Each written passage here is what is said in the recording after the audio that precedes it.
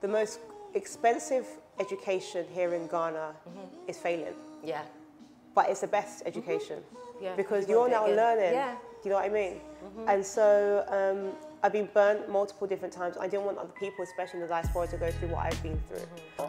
We're there shipping it, we get it to the port and we're just like, you telling me it's costing me how much to clear this car? Yeah. The car barely cost me like £2,500. Yeah. Like I was buying these small cars, like I was seeing. Yeah.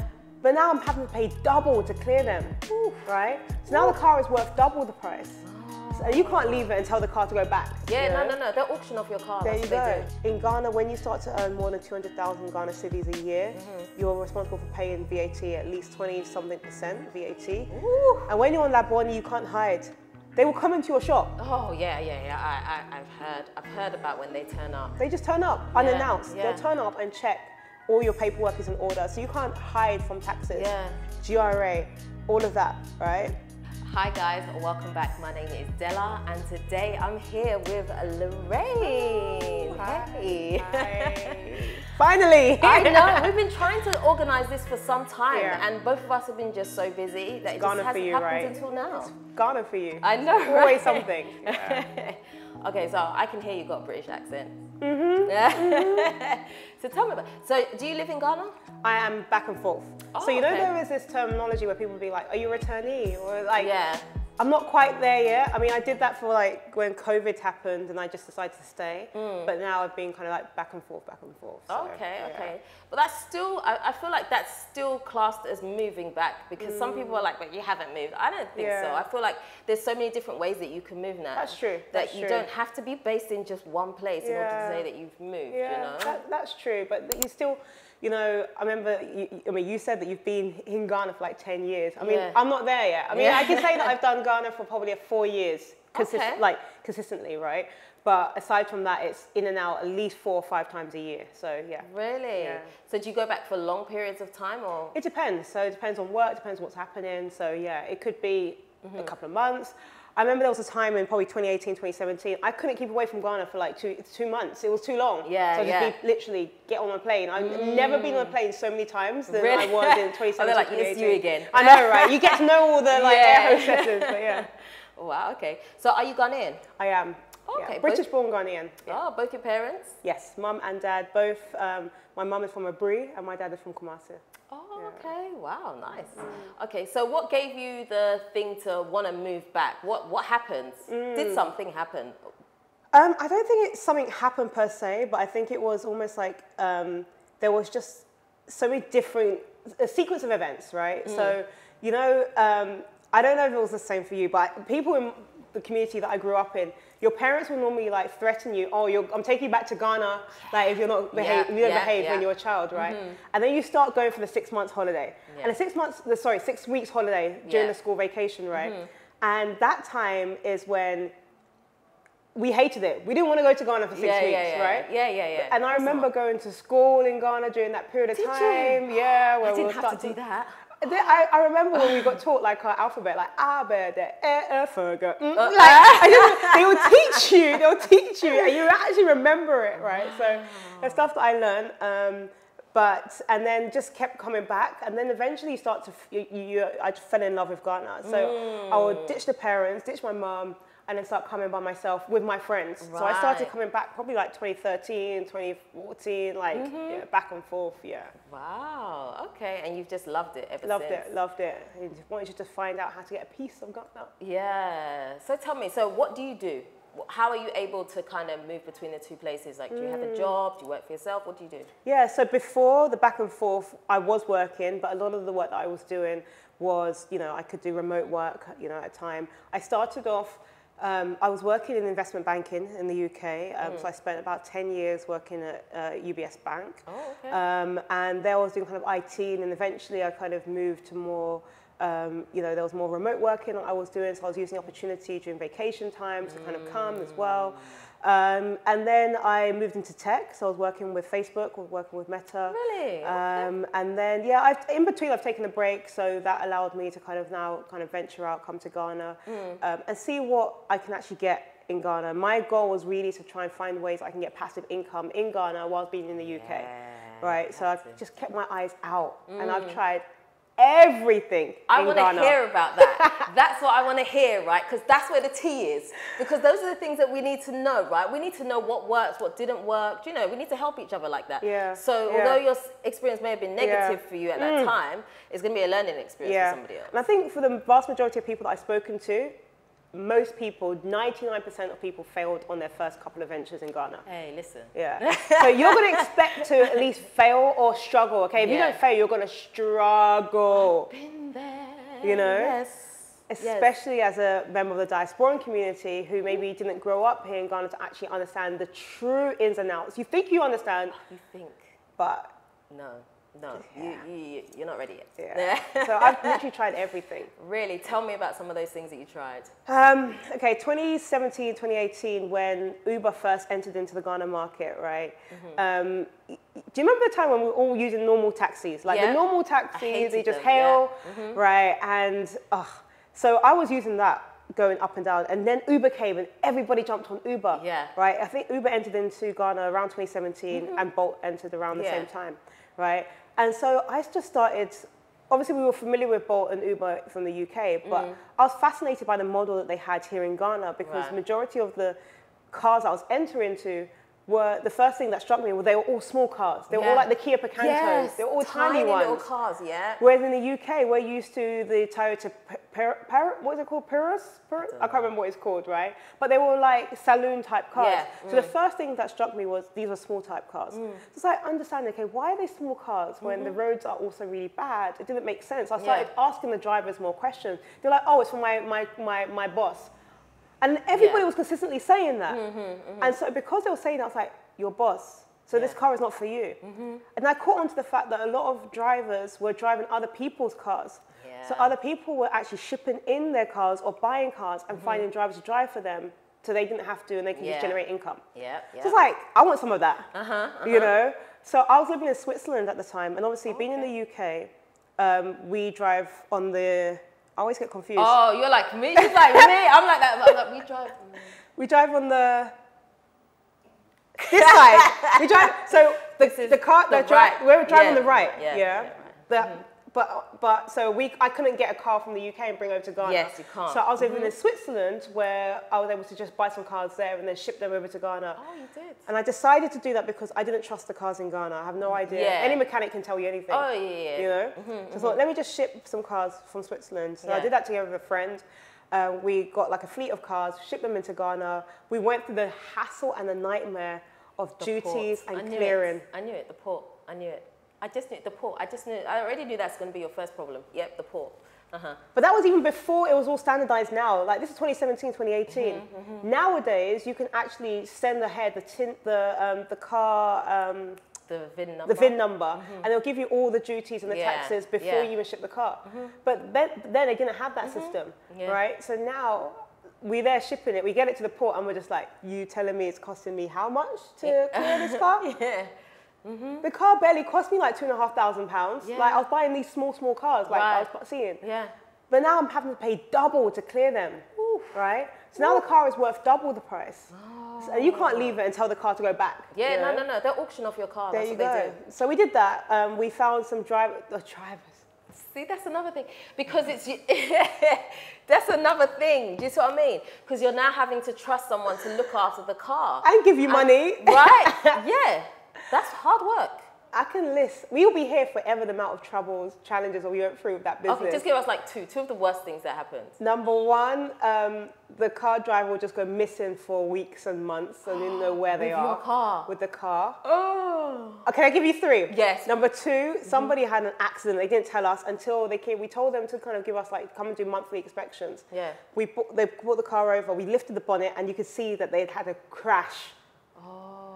And they had gone to just do a touch-up job to try and fix it, not telling us that they actually had a car accident and just didn't fix it, right? And then we opened up, we saw, you know where you normally put the oil or the windscreen wash? Yeah. It was covered with foil. No, it wasn't. Like the lid was gone and they just covered it up with foil and put an elastic band around it. No. Like they don't take care of the car as it like yourself, like you would do it, right? Because it's not their money, And they're meant to be paying you like at the time they were meant to be paying me like those times when the market wasn't saturated, you're getting at least 1,000 cities every single week. That's not bad. As a car owner. Right. And the driver's now getting their money, right? But now it's gone down to about 400 cities a week that you could get from a driver, right? Driving your car. Yeah. So we tried the Uber business. The costs of maintenance, it just wasn't worth it. So what did you do with the cars? They're either probably sitting at home or sold. How many did you bring? There was quite a few. So I don't want to, it'll give me a heart attack. God forbid. The pain of the pain. Yeah. You're not revisiting the pain, I hear. Okay, so what other business did you try? You see, I love clothing and fashion. And when I came or spending ample time here, realized that I wasn't able to get the clothes, like what you want. I'm a sucker also for fast fashion. That's just me. I mean, you want to be able to, buy something off Pretty Little Thing and it just comes the next day. Exactly. Right? So I was like, well, we don't have anything like that in Ghana. Let me just try and see what I can do. So I bought a whole lot of clothes from PLT in London and Zara and all of that stuff and shipped them over and tried to do like an online fashion store thing and just got people to model it and stuff. But I just, that in itself is also another business. It's just hard. Really? I would have thought that would have been a good one to do, like kind of easy to do. Yeah, but do you know what I realized is that there's some businesses you actually need to be here. And if you're not here consistently to push it, it's difficult. Right, I get it. You know, the Uber business can barely work because you're not driving the car. You just make sure the person comes to deposit the money, right? But with the fast fashion, now you've got the stock. Now you need to market. Now, I had somebody doing the social media, but now you need to get the stock from A to B. Like, there's a bit more intricacies than it is with the Uber business, do you see? So, tried that. What else have we tried? I love this, honestly. So now, more recently, I launched in 2019, I started up a beauty salon in Labone. Okay. And that's called Leona Nails. And so it was a spa, nails, lashes, brows. I was coming to Ghana. I didn't find anywhere that I can do my nails. Yeah. Now it is a market that is saturated. Completely. I tell people this all the time. I'm like, there was a time where you could just, like, to get your nails done, you just go to a local place. They'll just paint your nails. They didn't have to do any like customer service stuff. And then very quickly, all these other nail places started popping up. You go in there, they give you some wine. They treat you good. I'm like, oh my gosh, how's this? I mean, in London, we're used to going into a, how can I put this in the most diplomatic way? We're used to going to a regular nail salon, but the people are good. The Vietnamese know how to do it well, but the place is just normal. Yeah. But here, like, the levels were just the place has to look good. Yeah. So I opened up my salon in Labone. So I wanted to find a place that was very prime, but wanted to make it more affordable luxury. Right. Just yesterday, in fact. So what you just said is so key. A lot of people are opening the salon. Just yesterday, somebody messaged me and said, "Oh, I saw your video, a video I did on YouTube about my nail salon. Can you coach me on how to open up a nail salon?" So it's like, everybody wants to open up a nail salon right now. Right, no. Me personally, I feel like it's too late. If you're not already in there, it's going to be really hard. Unless you've got a real good USP. I don't know. There's some big dogs now in the market here. And I don't want to go. I don't want to go there. But doing a brick and mortar type business in Ghana as well has its own challenges. That's why I'm not doing it. The staff. Exactly that, yeah. I have at any one time at least 10, 12 staff. You're now responsible for their pensions. You're now responsible you're even responsible for their sister's baby who had needed to get nappies. You're like, everything now becomes your headache. Yeah. And I was also shipping in product from the UK because I wanted to make sure the products was of good quality. Yeah. Making sure that my customer services were on point, etc. Making sure that people find me, so social media and all of that. So we're doing the nail salon for 5 years now. So okay, that's going strong. Yeah, that's really good. And then I ventured into agriculture as well. I told you, I've done everything. Oh my gosh, you wasn't joking. Okay. So there's a company that I'm an executive for called Grow For Me Africa. Grow For Me Africa are a agri-tech startup that we started in 2020 in the height of pandemic. Did you know anything about it before you went into it? I didn't. I was always interested in you know, I'm always interested in opportunities. As you can see, I just try, I see something, I jump in, right? And I've noticed that agriculture in COVID years, right, when the GDPs of most countries were shrinking, agriculture was taking up proportionally a larger chunk of the GDPs, especially of Ghana. So I realized, okay, there's something going on there, right? Yeah.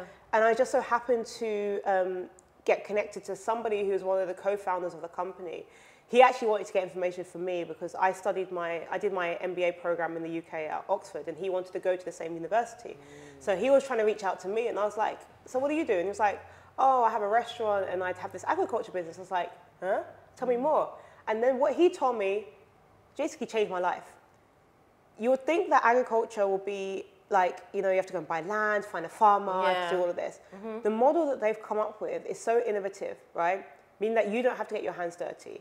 A farmer will basically do it for you. So it's basically outsourcing the work, right? You can pay as little as 200 Ghana cedis to get a farmer to grow rice on your behalf. Wow. Now, the model we do is a farmer will grow on your behalf.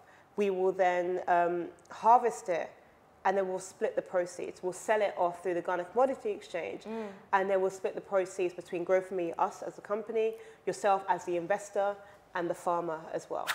So we've been doing that for, what year are we? Yeah, we've been doing that for almost 4 years. I'm working with a lot of profitable? So a lot of the diaspora community, we had some teething problems at the beginning, I'll be very honest. At the beginning, I was responsible for head of partnerships and sales, and now I'm an executive of the company. At the beginning, we had teething problems, but now we are a Security and Exchange Commission regulated company in Ghana. You know, we trade to the Ghana Commodity Exchange. We are a contributing member of the crowdfunding policy in Ghana. So there's a lot of things that we have done to be pivotal in this space. And now we attract a lot of diaspora community who've just secured a partnership with MTN. So you can literally go on your phone, type star 170 or sorry, I'm getting this wrong, star 5, whatever one of those numbers are, the short codes. And you'll see that Grow For Me is one of the options. So you can now, there's pensions, there's savings, and there's Grow For Me. So you can now actually, that was one of our most strategic partnerships, to actually work with MTN to provide more access to people that want to get involved in agriculture in Ghana. So you can see I've done so much. And then also invested in property, and now I educate people. I see that. In the property I really wanted to ask you, because for me, I have a love for property as well, and I'm just trying to get a bit more deeper into it. Obviously, I've been on it, like surface level stuff, building, constructing, having my own Airbnbs and all that, but I want to go a lot deeper. And so I've been watching a little bit, just a little bit, you know what I'm saying? And I see that you did you did a webinar, and then you kind of go from there, you teach people how to make passive income. Yeah. How did you fall into that? Yeah, so all of these things, as you can tell, I just like to see, I see opportunity and I just grab it. Before you go there, I just want to ask you something. Have you had to have a lot of money to start in all these things? The cars, the capital to go and buy the cars, the clothes, the capital to go and buy the clothes and find maybe a social media person to come and advertise for you. I think the salon was probably the most capital intensive, because I had to find a location, I had to completely gut it out, renovate it, you know, market it. I know in Ghana, what I've learned is that everything's about packaging. Yes, yes. You can have the worst product, but if you package it well, somebody will buy it. Somebody will buy it. So I realized that you have to step up your game. You can't just have anything. So I spent a whole lot of money packaging, SEO, brand ambassadors, marketing. I remember doing like a brand ambassador day, and I did a call for brand ambassadors, and I'll put on like canapes and get people to come in, and like that costs money. Yeah.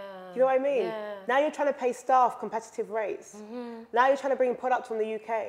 Yeah. Now you're trying to market. It was capital intensive. And then I'll be very transparent with you. It doesn't make as much money as people think it makes. Really? Why? Unless you are smart of how to, is it avoid or evade? I can't even say this. The taxation system will kill you in Ghana. Like the taxes, GRA, VAT, in Ghana, when you start to earn more than 200,000 Ghana cedis a year, you're responsible for paying VAT, at least 20-something% VAT. Ooh. And when you're on Laboni, you can't hide. They will come into your shop. Oh, yeah. I've heard about when they turn up. They just turn up, unannounced. They'll turn up and check all your paperwork is in order. So you can't hide from taxes, GRA, all of that, right? It's my heart. And you're paying pensions, you're paying, everybody wants to eat. Wow. And then one thing I didn't know in Ghana, there's something called withholding taxes. Okay. So if you are paying for a service that's over 2,000 Ghana cedis, you are required by law to withhold 15% or 8%, I can't remember what it is, of the money that you're paying. So let's say, for example, you had found a marketer. By law, do you know if you spend more than £2,000 with that marketer, your 2,000 cedis with that marketer, you're meant to withhold 15% of what you actually own to them to give that to taxes. Oh, so you're meant to take it from their You're meant to take it from them. So I didn't know all of this. I didn't know about the VAT, and I heard VAT has just gone up. Corporate taxes going more than 20. So you got VAT, withholding taxes, corporate taxes, 3 different taxes to pay. And then after COVID, there was COVID levy. There's all of these taxes. But how are you supposed to know all this stuff? Or do you have to go do the research, someone has to tell you? Or you just trip and realize that, oh, I didn't know I had to do that, and then correct it? I got an accountant very early on. Part of me wishes I didn't. Really? I'll talk about that. You went to blissful ignorance. I want to be in ignorance. Yeah. Because now I had to do everything above board. Yeah. And I actually understand, I know this is public, but I actually understand why people go around the system and stay in the informal market. I get it. Yeah, it's intensive, huh? Yeah. If in Ghana, the way that the taxation system operates continues to go the same way, it will kill businesses. It will truly kill businesses. And if they want to be able to open the door for investment, they need to look at how they can make it more flexible for people, especially in different industries. Otherwise, people will just keep avoiding. Yeah. And I was above the board. I went the right way. Yeah. Right? But I can see why people don't go the right way. Because at the end of the day, the person who's doing the business doesn't even get the money to eat. Wow. You know? That's wild. Crazy. So tell me about the property. Yeah, so going through all of these things, I was like, you know, I don't want to hire staff. I don't want to do all this stuff. Yeah. Right? Yeah. Let me find something that could just be something that I could just get it, put somebody in who can rent it out, go out. So got involved around 2017, 2018 into property in Ghana. You know, in Ghana, somebody said the other day, it's like a construction site. Everywhere you turn, there's a building going up, right? And we're in this 5 years that we've been in, there's just been tremendous growth in the real estate market. Yeah. And I really believe that right now is a time for anybody who's keen to invest in property to get involved, right? And so I have been burnt multiple times in this space. And in Ghana, when you've been burnt, that's the way that you learn. It's the truth. It's unfortunate, but it's the truth. I say it all the time. Yeah. It's so true. The most, how do I put it, right? The most expensive education here in Ghana is failing. Yeah. But it's the best education. Yeah. Because you're now learning. Yeah. Do you know what I mean? And so I've been burnt multiple different times. I didn't want other people, especially in the diaspora, to go through what I've been through. So I use my platform to educate people how to buy property in Ghana. I don't profess to say that I'm a real estate agent, but by the very extension of the work that I do connect people to properties. I let people know how they can buy properties. I find them good investment opportunities. I connect them to real estate professionals. So that's what I do, and I love doing it. Yeah. And recently I launched a masterclass series for people that are in the diaspora that are keen to get involved in property in Ghana, who want to learn how to get involved. So I take them through what I call my 40-step process, right from what are the top locations, where to invest, you know, who are the real estate developers, what type of property. Some people don't even understand the difference between a townhouse, a duplex, an apartment, a self-contained. So taking them through the basics, then taking them through, okay, what is off-plan? What is already built? What is it when you want to buy land? You know, what's the leasehold, the freehold model, right? How to engage a lawyer, right? How to negotiate with a property? What's an SPA? What's, you know, what is a land title deed? Taking them literally through all of the intricacies of buying property in Ghana. And then get it to a place where you can now rent it out and generate passive income, right? Airbnb market is booming right now in Ghana. There are, you know, high seasons of Christmas, Easter, and the summer holidays when they're throwing all of our kids, all of us into, you know how it's gone 360 now, you know? You're now relying on people coming in that 6 weeks holiday, right? And then just educating people the fact that they can generate like 8 to 10% yield on their investment here in Ghana. Somebody can invest less they can invest in the UK and generate more revenue. Just deep that for a moment. See what? You can invest $120,000 in a property in Ghana, and you can generate about at least $1,000 return, right? In the UK, you can't get that. Yeah, no. You can't even find a property of $400,000. But can you get a mortgage from the UK and use that here? So I educate people on this as well. There is what we call diaspora. No is the short answer. But in Ghana, there are a number of banks that offer something called a diaspora mortgage. And I've recently written a book on that to let people know about it, because I've been through it as well. So diaspora mortgage, a lot of the main banks in Ghana, if you're looking for the main banks, get in touch with me, because I'll put you in touch with them. I'm actually a broker and an agent for some of these banks. And a diaspora mortgage product actually gives people that live in the diaspora that meet a certain criteria, being they have ties to Ghana, they have an income of minimum, I think, £2,000 or USD a month, and they've been in consistent employment for the last 2 years. When they hit those requirements, they're able to be eligible for, depending on their affordability and their existing liabilities, there potentially could be a bit they could potentially get access to a diaspora mortgage here in Ghana, which gives them access to a mortgage that is up to about 70 to 80% loan to value. So if you put down the 20% deposit, the bank can probably cover up 80% or 70%. You find a property, you go to the bank, you show them the paperwork from the property developer. I take people through this through my entire program. So the program that I run is called Diaspora to Home Program, and it takes people through this process and understand how to actually acquire a mortgage in Ghana. But what are the interest rates like? Are the interest rates more favourable when it's a diaspora mortgage as opposed to a regular mortgage? You could say that to some extent. On the city, the interest rates are upwards of 25%, right? It's crazy to me. On the stable currency, USD and GBP, you're getting an interest rate of about 11 to 13 or 14%, average of 13% in Ghana right now, right? And which is a little bit more higher than the UK. The UK right now, with the base rate, you're looking at about 5.69%, 6%, right? I heard in America, the rates are now going up to 7, 8, 9% even, right? So now if you look at the difference between, those rates that you get in the Western world versus Ghana, Ghana is a little bit more higher. But your returns potentially could offset, that, right? But I do advise people that are afraid of that rate to get in, to use it to start, and then maybe find cheaper debt outside of the country and use it to refinance. Maybe you've got a house in the UK, release the equity, use it to cover off here. So that's what I advise people to do. So tell me some of the pitfalls that you fell into when it came to property. Share it all with us. Okay, a couple of things. Oh my God, there's just so many. I know there will be. You got to pick the juicy ones for us. The juicy ones. Okay. Number one, let's start from the back. So when you're finding tenants to rent out your place, being really clear, and because you're not in the country all the time, right? Making sure you do your due diligence on these tenants. I remember going into one of the properties, and I rented it out to a guy. And then when I went to go and do like a random check, I went into the apartment and there was like 10 guys all sitting on their laptops. I knew it. I knew you were going to say that. I knew it. Like, what are they doing in the, what are you doing on your lap? Like, I'm going to leave that to your imagination, okay?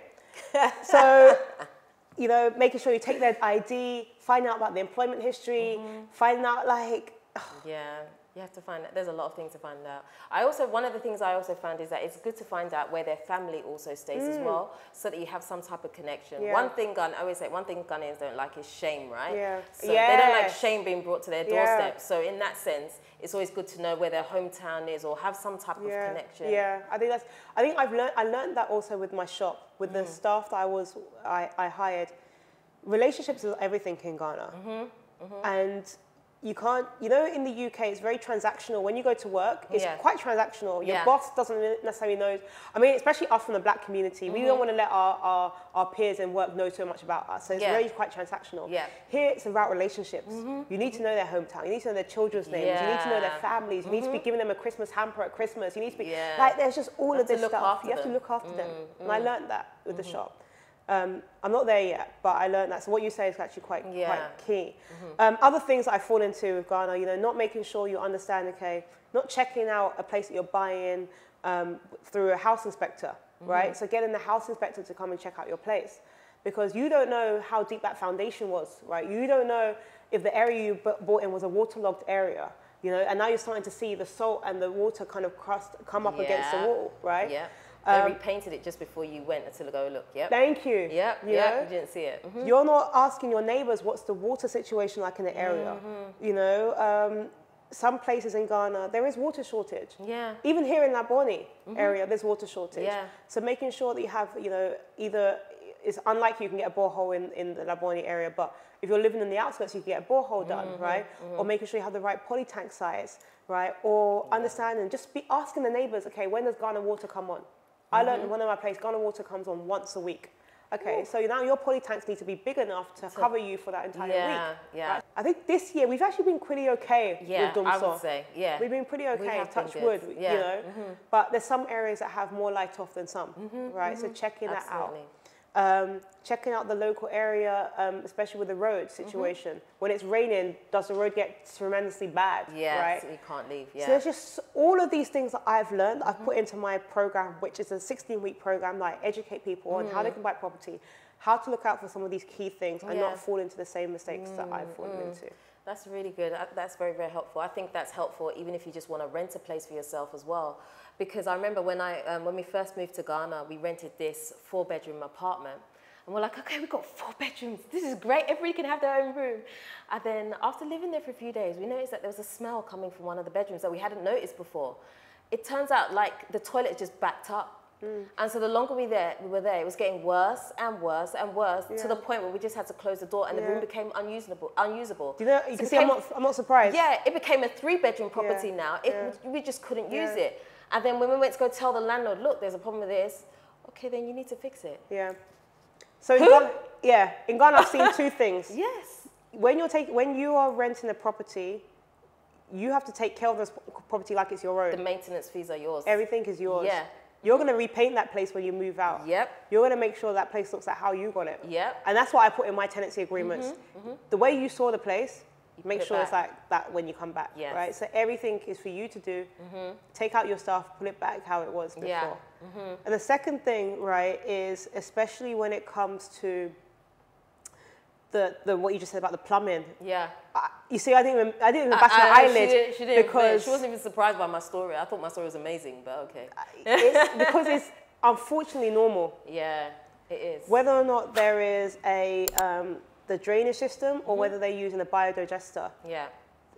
There is unfortunately always going to be problems with plumbing here in Ghana. Yeah. It's unfortunate. I don't think I've been into anywhere where it's just been fine. Yeah, there's something. You know? So in Ghana, I think it's almost like just counting your blessings for the things that are fine. Yeah. And then, you know when you're in a relationship and they say like, oh, don't, what's the terminology they say like, don't, like pick your battles. Oh yeah. So the property, pick your battles. Yeah.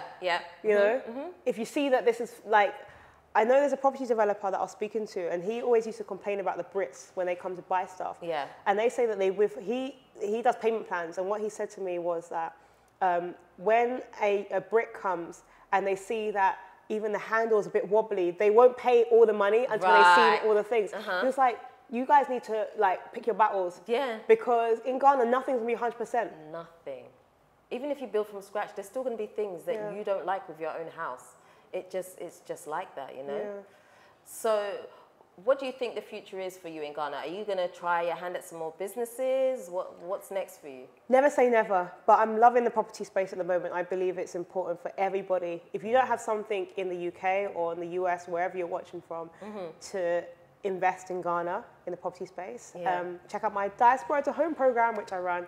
And that's what I'm going to be focused on for the next, the foreseeable, really to help the diaspora to get involved in property in Ghana through my program. And that's where I think right now the future is. In Ghana, there's a huge deficit of property, of available property for, at least 2.5 million individuals.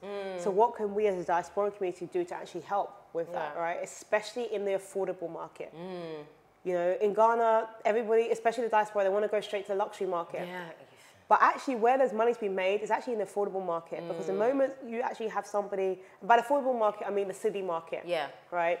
You're buying a property maybe in, I don't know, a Denta, or like on the outskirts of where the prime areas are considered. And you're charging 2,000 or 3,000 cities or whatever it may be, right? I guarantee you, the time somebody moves out, you've got somebody going to move in, right? Because your prices are affordable. The local market can achieve, you know, can access it. Yeah. And you've got a bigger market to be able to access. Okay, that's really, really good. What are some of the pitfalls you think you see when people move to Ghana? Oh gosh, I love this question. Thinking that you know it all.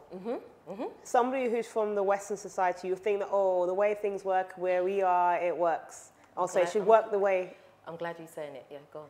Like what we've just said, right? The reality is, with that, you know, that door handle example I gave you, the reality is we wouldn't accept it. Yeah. But in Ghana, for some reason, we're just going to have to. Yeah. There's no point in getting upset. There's no point you arguing about it. No, there's none. Pick your battles. Yeah. So I think when we come with a high society, oh, we know it all, it's not going to work for you. You're going to get humbled real quick. Real quick, yeah. You know? So I've learned that you need to be able to, I love what you said about the relationships. I think we fail, because we come from a very transactional society, we fail to build those relationships to, you know, it's not just you and I, it's you, your family, your mum, your dad, your brother, your siblings, right? It's now understanding where do you go to church. It's understand all of it. It's looking at it as a holistic picture. Yeah. And you know, those are some of the pitfalls that a lot of people that are coming into Ghana, they're moving, feel like as a Western, everything should be as a Western. The time when we're saying is at this time, the person is expected to be at this time. Yeah. In Ghana, it's like my husband here. I asked him what's the time. He said it's almost 2. The time is actually 1:15. Oh, you see, look at that. That's the discrepancy right there. Right? That's a whole 45 minutes difference. You're telling me it's almost 2 o'clock. Yeah. That's like 5 to 2. I know what I mean. Exactly. Right. It's almost 2 o'clock. I mean, anything below after 5. Right. So now you have to also understand how they think. Right. So it's like, if we come with this is how we do it and expect it to work. Yeah. There's a guy, Ludwig, he shares a really great analogy. He has, he showed one time, I went to the event, he showed that. You know, a pair of headphones, right? A wired set of headphones. Showing them all coiled up, right? And then you plug them in. They will still work, right? But in UK, so he compared it as UK is like an uncoiled up version of headphones. They work, but it's a straight line. Yes. In Ghana, a coiled up version of the headphones, you plug it in, it still works. Yeah. The system works for them, right? We're just used to the straight line. Right. But it works for us.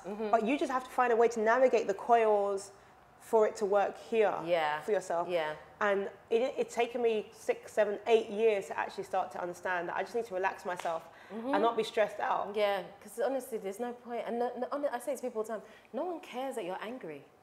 They don't respond to the anger thing, because we come here with that and we're like, but you haven't done it. Yeah. And agreements and stuff like that don't work in Ghana. Something on paper, for some reason, doesn't work. But what you just said about the shame, their reputation matters. Yes. So they don't want to be shamed. Yes. Yep. You know, that's important to understand. Yeah. So what would you say is one piece of advice that you would give to somebody who is trying to move here? I know you haven't moved completely full-time yourself, but from what you have seen, because I feel like you've been here a while, what's the one piece of advice you would give to someone to ensure that they're able to remain here for as long as possible? Somebody told me once, my mentor, who is probably owns one of the largest private equity firms in Ghana, he told me, don't expect yourself to succeed within the first 10 years. That's what he told me. Hopefully out of my 10 years now. When I heard that, my heart sank. Yeah. But it's realistic. And now 10 years later, I'm like, you were right. It's realistic. That is realistic. And I think that's very, very good actually, because honestly, your first 2 years, I would say to people, are the most shakiest. Your first 2 years here will determine if you're going to stay or not. Most people fail at 2 years. 2, 3 year mark, most people fail. So 10 years, I think if you have the 10-year mark in your head, I think that's good, because then you give yourself a chance. Yeah, and you have to give yourself a chance to try stuff out. And in Ghana, everybody is a side hustler. Like everybody has different things on the go. Yes. You know? You can't do one thing. You can't just do one thing here in Ghana. No. So it's actually a very it's a market that is conducive to allowing you to just try stuff out. Yeah, yeah. You know, you can try stuff out and not feel any way that in a couple of years it doesn't work out. Try something else. Yeah. You know, keep trying. That's it. Keep trying. Keep trying until you get something that works. You know? I love that. So. You know, like that was meant to be my last question, but I need to ask this personal question for myself.